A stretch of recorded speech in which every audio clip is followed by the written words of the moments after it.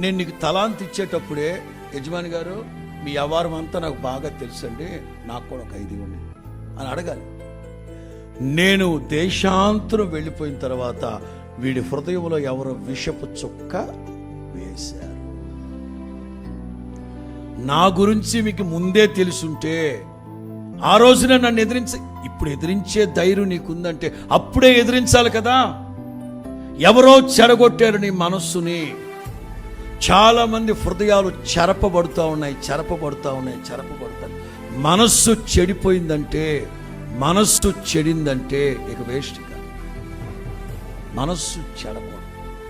హవ్వ సాతాను చేత మనస్సు చెరపబడి, అంటే నేను అంటాను, నీ మాటలే నిన్ను నిత్య నరకంలోకి. యజమాని ఏమన్నాడు? కాళ్ళు చేతులు కట్టి వెలుపడి చీకట్లో వాడిని వేసేమన్నాడు. అంటే సంతృప్తి లేని బ్రతుకు, యజమానుని మనసారా స్తుతించలేని మూర్ఖుడు.